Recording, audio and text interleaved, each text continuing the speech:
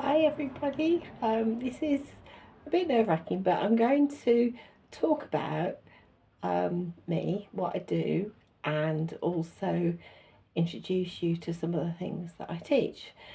And I thought I'd do that partly because it's quite good to see people sort of face to face when you talk about things to do with spiritual stuff, because it is quite a loaded subject.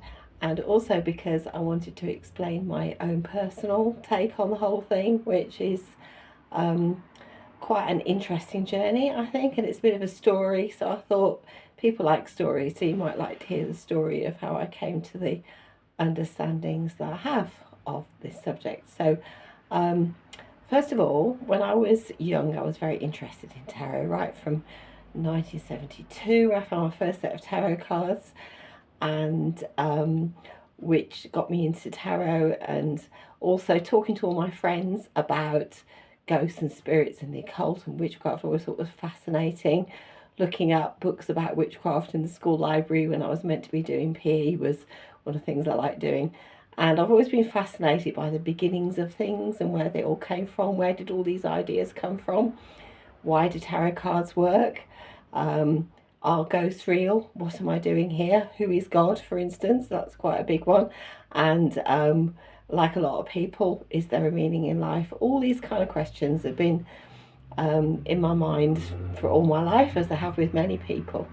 And so I've been sort of researching this really for most of my life. And part of my research was involved in writing this book called Tarot: A Quest for Egypt, which you can get on Amazon under my name, Maggie Jennings.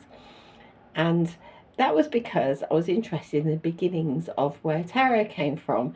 And although there is no evidence it came from Egypt, I knew there had to be a link.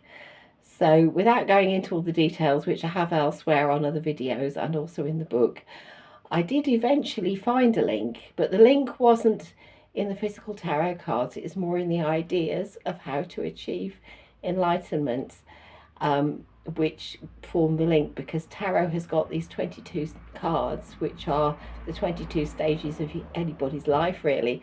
And a lot of spiritual and mystical modalities involve connecting with different aspects of spirituality in a specific order to achieve connection with spirit. And they've all seemed to have that, all of them, one way or the other. So I thought, oh, that's interesting that it came back. And then while I was researching that, um, I was encouraged to investigate Iamblichus, who was a philosopher and teacher from Syria around the time of 225 AD. And it was my friend Katie who works in Egypt. It's Katie Nora Butler, spiritual teacher. She's very good. And she said that he'd written a book called The Egyptian Mysteries, which I looked at, and it was interesting, and it did show a connection with tarot, but I felt that it wasn't directly by Iamblichus. It was more a rewriting of maybe ideas that were linked to him by someone else, which I've written about in my book. So I thought I would try and find something that he'd actually written. Now, at this point, I should probably say I did a degree in communication studies, which involved looking at sociology, psychology, and those sort of subjects. And a lot of the writers that I came across while I was studying that used a lot of long words and long sentences and things like postmodernism and things like that, and different aspects of sociology and psychology, functionalism, and all those kind of things. Some of the stuff that people write about in very long words. So I learnt the art of tackling quite difficult academic texts and reading them and trying to make sense of them, even if sometimes they did actually send me to sleep. But most of the time I managed to get through. So I came across this text by Iamblichus, which is freely available on the internet, called Theurgia. And obviously it was translated by someone who probably wasn't interested in spirituality, but was obviously a very good Greek scholar, or whatever language it was written in originally. And this text I thought was amazing. It was an amazing text, and it still is amazing. And but when I started reading it, a lot of it is written in quite long words and quite confusing things, like the idea, for instance, that gods are without us is wrong, that the gods are within us as well as without us. It's got that written in and things like that. And it was kind of a bit difficult to read, but I kind of persevered, having had the experience of doing sociology and psychology and stuff at college. And when I actually got to grips with what it actually meant, I realised that what he was saying was actually a very good way of explaining how spirituality actually works. Now, I've written about that in my book, because in my book, The Tarot Quest, and the back part, I've actually rewritten what Iamblichus wrote in more modern language. And this is because I had to rewrite it because it made so that it made sense to me. So I've made it in more modern language for myself. But then when I was talking about this to a friend of mine, he said, well, maybe other people would want to read that too, because some of what he says is amazing and it really concurs with what we understand spirituality to be today, even nowadays. So, for example, he talks about numbers as used by Pythagoras, who was very keen on numbers, that numbers in the Greek sense has a spiritual aspect and also a practical use. And I didn't realise that what now we call angel numbers, and think of them being quite woolly things that on Spirit and Destiny magazine and stuff like that, and I keep seeing the number 11, which means I'm spiritual and all that sort of thing. I always thought that was a bit woolly, but that dates right back to Pythagoras, which was about 600 BC. So and also the Greeks had this idea that there was every single thing in the universe has a physical aspect and a spiritual aspect, which is basically relating to their physical structure and their kind of vibrational meaning, which surprisingly links to media studies, which I also studied at college, because the power of films is in their meaning, so it's in their spiritual aspect. So that was interesting, and it also relates to what people say about everything having a vibrational signature, which kind of relates to science in the sense that atoms have a physical form, but they're actually, atoms themselves are mostly empty space and held together by very strong bonds, which obviously, because they're bonds, they're like more like elastic bands, so they kind of vibrate. So everything has got a vibration and everything is actually vibrating, although we don't see it, because if we did see it, the world would look very weird. So Iamblichus was it was amazing what I read.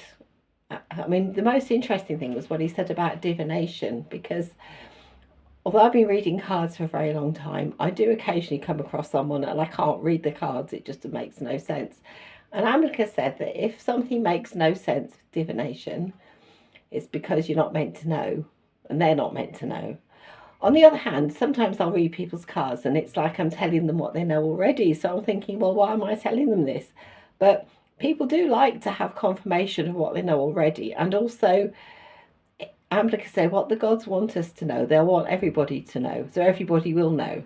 So that's okay, because if you know, if you feel like something's going to happen, everybody will get the feeling that it's going to happen. And the other thing he said is that even people who we would think of as being very materialistic and very down-to-earth people will get these insights into the future or the past or feelings, because everybody contains within them a spirit which makes them connected to the gods, as he said, or as we would say, the universe. So everybody has a link.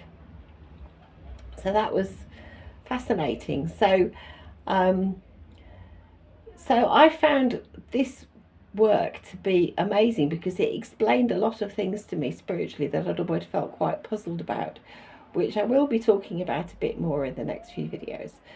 But this is really just an introduction to tell me how I got to this place that I am now. So I now feel that I have an explanation for all the questions that I had when I was a child in a way that makes sense to me. And the way that Iamblichus wrote, he does write about a lot of quite difficult concepts in a way that is logical. And this was partly because he must have been a very good teacher, because apparently he was, so I've read, he was very popular. but also because the way the Greeks approached everything was basically to do with logic and reason. And this was very interesting because that's also how they approach spirituality. So although the way that spirituality has evolved in the West is quite different in the sense that we think that science and spiritual things are completely opposed to each other, and that spirituality is this kind of woolly imaginations thing that isn't real, and material things are real because they're scientifically proved. If you use the Greek approach to spirituality, it actually starts to make sense, and it also concurs with a lot of more modern scientific developments in things like force fields around people. Is it field theory? I'm not up on that, but it's that kind of thing. It's like what quantum physics has discovered about non-locality and things like that all seem to concur with this, with all these ideas that maybe Plato and Iamblichus was talking about. So it's all starting to make some kind of sense, which is great. So because I like it when things make sense. However, what I also want to say is that all the things that I'm saying make sense to me, but they may not make sense to you, or you may want to raise a few points to argue with me, which is absolutely fine, because everybody has to find their own way to spiritual truth, I think. So if you want to make any comments on the video, that's great. We can talk about stuff. And